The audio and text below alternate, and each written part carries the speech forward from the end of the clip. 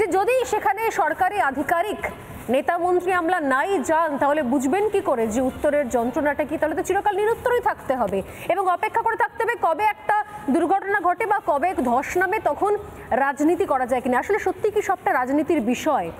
যদি রাজনীতির বিষয় হয় তাহলে তো পরিসংখ্যান অন্য কথা বলে। আমি এই মুহূর্তে সরাসরি আমার আরেক প্রতিনিধি আমাদের সহকর্মী কিশোলয়ের কাছে চলে যাচ্ছি। কিশোলয়, যদি সত্যি সত্যি রাজনীতির পরিসংখ্যান দেখতে হয় তাহলে তো সেই পরিসংখ্যান নিয়ে অনেক প্রশ্ন থাকে। ইউপি আমলের পরিসংখ্যান এবং বর্তমানে এনডিএ আমলের পরিসংখ্যান, কিন্তু আবার আমি বলছি পরিসংখ্যান তুমি দেখাও, কিন্তু এই প্রশ্ন কি থাকে না যে শুধুমাত্র পরিসংখ্যান নিয়ে রাজনীতি করা যেতে পারে কিন্তু মান উন্নয়ন করা যায় না, রাজনীতি করলে রাজনীতিই আসে। কিশোলয়, পরিসংখ্যান স্পষ্ট করে গোটা ছবিটা, সেই পরিসংখ্যানের দিকে একবার নজর রাখতেই হচ্ছে। কার আমলে কত দুর্ঘটনা, যদিও একটা দুর্ঘটনাও কাম্য নয়, কিন্তু সংখ্যা তো কথা বলে। ট্রেন দুর্ঘটনা 2004 থেকে 2014 অর্থাৎ ইউপিএ আমল, কংগ্রেস সরকার 1711 ট্রেন দুর্ঘটনার ঘটনা ঘটে। এনডি আমলে সেই সংখ্যা কমে হয় 638। একটা দুর্ঘটনাও কাম্য নয়, কিন্তু সংখ্যা কমেছে।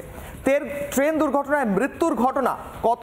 মোট মৃত্যু ইউপিএ আমলে 2453, মোট জখমের সংখ্যা 4486। যদিও একজনেরও মৃত্যু কাম্য নয়, তবুও এই সংখ্যা পরিসংখ্যান বলছে কমেছে এনডি আমলে। মোট মৃত্যুর সংখ্যা হয়েছে 781, জখমের সংখ্যা হয়েছে 1543, অর্থাৎ সংখ্যা অর্ধেকেরও অনেকটা কমে গিয়েছে। বাংলার জন্য গড় বরাদ্দ কত রয়েছে, অর্থাৎ কত বাজেট ইয়ারলি দেওয়া হচ্ছে, সেটা কিন্তু অনেকটা বেড়েছে। ইউপি আমলে যেটা ছিল 4380 কোটি, এনডি আমলে তা হচ্ছে 13810 কোটি, অর্থাৎ স্বর্ণালী অর্থাৎ ময়ূখ। পরিসংখ্যান বলছে দুর্ঘটনা কমেছে, মৃত্যু কমেছে, বাজেট বেড়েছে, যদিও রাজনীতির কচাকচি তো চলতেই থাকবে। একদমই কিশোলয়, এবং ঠিক সেই জায়গাতেই কচকচানির থেকে বের করে আনতে হবে মানুষকে এবং নেতাদেরকে দাঁড় করিয়ে আনতে হবে, যেখানে তাদেরকে প্রশ্ন করতে হবে যে আসলে আপনারা কি কি বলেন নির্বাচনের আগে আর তারপরে আমরা কি কি পাই। কেন্দ্র ট্রেন নিয়ে, রেল নিয়ে, রেল বাজেট নিয়ে কি বলে, এবং রাজ্য উত্তরবঙ্গ হাসছে, খেলছে, সাঁতার কাটছে, ঝড়ে ভেসে যাচ্ছে, সমস্ত কিছু করছে, কিন্তু উত্তরবঙ্গ কি আদৌ ভালো আছে, বঞ্চনা কমেছে, এই সমস্ত কিছু নিয়ে প্রশ্ন করতে হবে। যারা এই মুহূর্তে আমার সঙ্গে রয়েছেন দুজন বিশ্লেষক এবং তার পাশাপাশি অত্যন্ত সুবক্তা রয়েছেন, পার্থপ্রতিম বিশ্বাস অধ্যাপক, স্থাপত্যবিদ, এবং অরিত্র দত্ত বণিক অভিনেতা রয়েছেন। আমি প্রথমে পার্থবাবুর কাছে যাচ্ছি, তারপর অরিত্র তোমার কাছে আসছি। পার্থবাবু, আবার সেই একই কথা, একটা রেল দুর্ঘটনা এবং অনেকগুলো জিনিস একেবারে চোখে আঙুল দিয়ে দেখিয়ে দিল। যে হাসপাতালে যাওয়া সেই হাসপাতালে এই নিউরোসার্জন নেই, যে হাসপাতাল থেকে ট্রান্সফার হওয়া সেখানে প্রাইভেট হাসপাতালে যাওয়ার পথে রাস্তা নেই। মানে গোটা উত্তরবঙ্গটা একটা রেল অ্যাক্সিডেন্ট যেন দেখিয়ে দিল চোখের সামনে যে আমাদের আসলে কি কি নেই। এক্স্যাক্টলি, এক একটা দুর্ঘটনা আমাদেরকে চোখে আঙুল দিয়ে শুধু দুর্ঘটনা স্থলকেই দেখায় না, বরং চিনতে সুযোগ করে দেয় আমাদের রাজ্যের অবস্থা, আমাদের দেশের অবস্থা, কোন অবস্থায় আমরা আছি।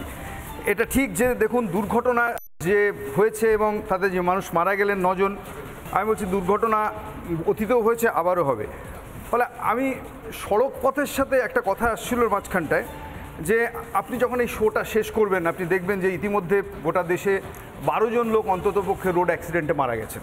আমি রেলের অবস্থাটা ঠিক সেরকম নয়, ফলে রোডটা অনেক বেশি লেন্থ এবং সেই হিসেবে আমাদের রেলের লেন্থ অনেক কম। আপনি ধরেন 1,26,000 কিলোমিটার মাত্র, কিন্তু এই মাত্র শব্দটা বলছি গোটা দেশ জুড়ে যেটা নেটওয়ার্কটা ছড়িয়ে রয়েছে। ফলে সেটাকে সামলানোর জন্য যে পরিকাঠামো দরকার সেটা আমাদের অপ্রতুল, এ নিয়ে আমার কোনো সন্দেহ নেই। ফলে সেটার মান উন্নয়ন ঘটাতে হবে।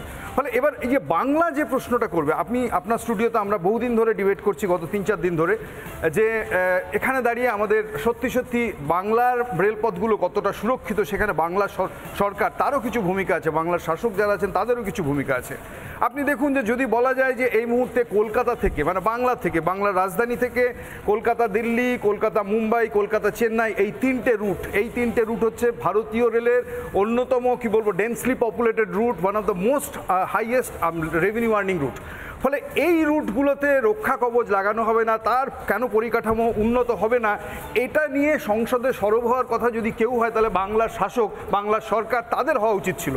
কিন্তু আপনি দেখুন গত 4-5 বছর ধরে আমি অন্তত দেখতে পাইনি, করমণ্ডল থেকে শুরু করে কাঞ্চনজঙ্ঘা এই এন্টায়ার বিপর্যয়ের পর শাসক দলের তরফ থেকে আমরা এখনো দেখতে পাচ্ছি না যে এই রুটগুলো টাকা যদি একসাথে নাও থাকে তাহলে অগ্রাধিকারের ভিত্তিতে কি করে রুট শাসক করবে। দল মানে কি কেন্দ্রের শাসক দল না রাজ্যের? আমি বললাম যে রাজ্যিক শাসক দল তাদের হচ্ছে যে অনেক বেশি দায়, আর কেন্দ্রের সরকার যারা সরকার চালাচ্ছেন রেল মন্ত্রক তাদের দায়িত্ব পড়বেই, কারণ তাদের তো ভারতীয় রেল ব্যবস্থায় তাদের দায়িত্বের মধ্যে পড়ে। কেন কেবলমাত্র এক্সিকিউটিভ ক্লাস ট্রেন বলতে যা বোঝায় শতাব্দী, বন্দে ভারত, রাজধানী, তার সুরক্ষা, তার স্বাচ্ছন্দ্যে চিন্তিত থাকবেন?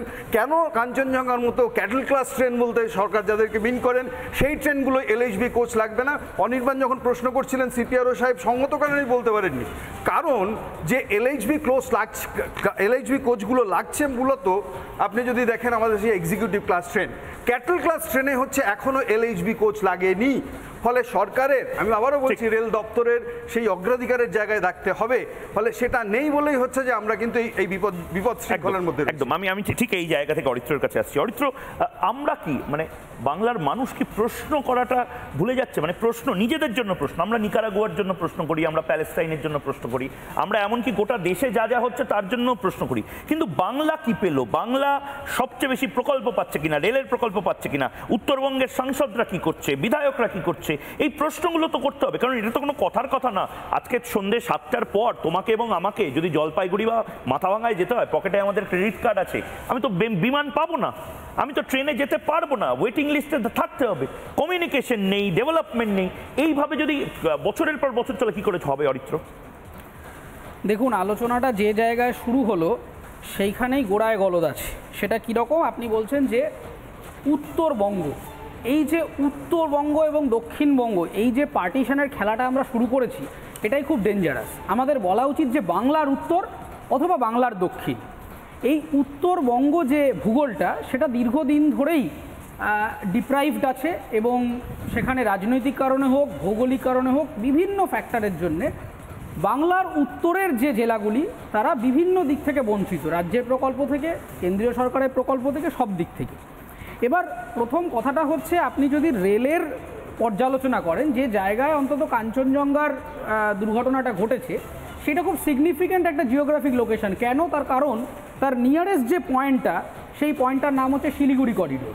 শিলিগুড়ি করিডোর বা চিকেন নেক করিডোর, এই করিডোরটা কেন এত গুরুত্বপূর্ণ? তার কারণ গোটা ভারতবর্ষের মূল বডির থেকে একদম এই ঘাড়ের মতো যে জায়গাটা বেরিয়ে আছে, এখান থেকে সম্পূর্ণ যুক্ত হচ্ছে ভারতের উত্তর পূর্বাঞ্চল, এবং এই জায়গাটা চারদিক থেকে বর্ডার দ্বারা মানে চাপা রয়েছে।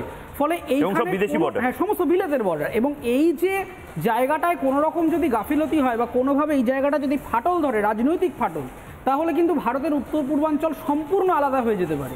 সেই জন্য কেন্দ্রীয় সরকারের উচিত ওভার সুরক্ষা দেওয়া। এইবার ঘটনাটা হচ্ছে যে জায়গাটায় দুর্ঘটনা ঘটেছে, আপনি ভৌগোলিকভাবে দেখবেন যে জায়গাটা খুব সরু, ফলে একাধিক ওখানে রেল ট্র্যাক বাড়ানোর জায়গা নেই। এবার তাহলে দুর্ঘটনাটা হলো কেন? এই হলো কেন এর উত্তর খুঁজতে গিয়ে আমাদের যেতে হবে হচ্ছে কন্ট্রোলার অফ অডিটর জেনারেল, অর্থাৎ সিএজি রিপোর্ট 2022 সালে যে রিপোর্টটা দিচ্ছে, তারা বলছেন 33 থেকে 100% দুর্ঘটনা যে সমস্ত জায়গাগুলো হয়েছে সেটা ডিউ টু মেনটেনেন্সের অভাবে, এবং 422টা ডিরেলমেন্টের ঘটনা ঘটেছে যার জন্য দায়ী ইঞ্জিনিয়ারিং ডিপার্টমেন্ট। 171টা কেস আছে মেনটেনেন্স অফ ট্র্যাকের জন্য, এবং 156টা কেস আছে যেখানে ট্র্যাক প্যারামিটারের বাইরে ডেভিয়েশন হয়েছে, এবং 154টা কেস আছে যেটা লোকো পাইলটের গাফিলতির জন্য, ওভার স্পিডিংয়ের জন্য, তার অন্য মনস্কতার জন্য হয়েছে।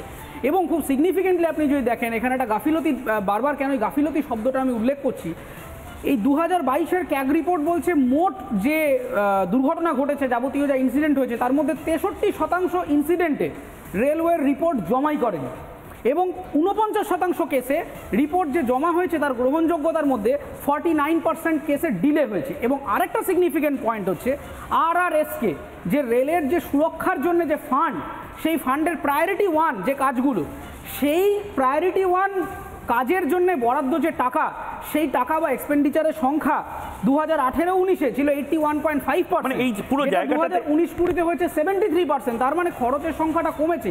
এবং আপনি যদি খবরের কাগজের রিপোর্ট দেখেন, আপনি দেখতে পাবেন RRS এর ফান্ড অপব্যবহার করা হয়েছে, সুরক্ষার কাজে ব্যবহার না করে সেইগুলো দিয়ে হচ্ছে ওই ফুট মাসাজার কেনা হয়েছে, জ্যাকেট কেনা হয়েছে, ফলে ফান্ডের একটা মিস অ্যাপ্রোপ্রিয়েশন ঠিক, আমি ঠিক এই জায়গা থেকেই আমি অনির্বাণের কাছে যাব। অনির্বাণ সিনহা আমাদের কাছে এই মুহূর্তে দ্বিতীয় যে স্টুডিও রয়েছে সেখানে রয়েছে। অনির্বাণ, অরিত্র অনেকগুলো ভ্যালিড পয়েন্ট বললো, মানে বেসরকারি সংস্থায় তুমি আমি এবং যারা কর্পোরেট সংস্থায় কাজ করি তাদেরও একটা বেসিক কেয়ারে বা পেশাদারি কিছু কিছু ডেডলাইন থাকে, কিছু কিছু টার্গেট থাকে।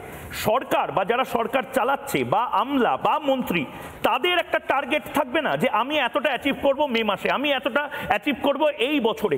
এই অ্যাচিভেবল জায়গাগুলোর ক্ষেত্রে অপেশাদারিত্ব যদি দেখানো হয় অনির্বাণ, তাহলে তো উত্তরবঙ্গ নিয়ে এবং রেল নিয়ে লাগাতার শো করে যেতে হবে।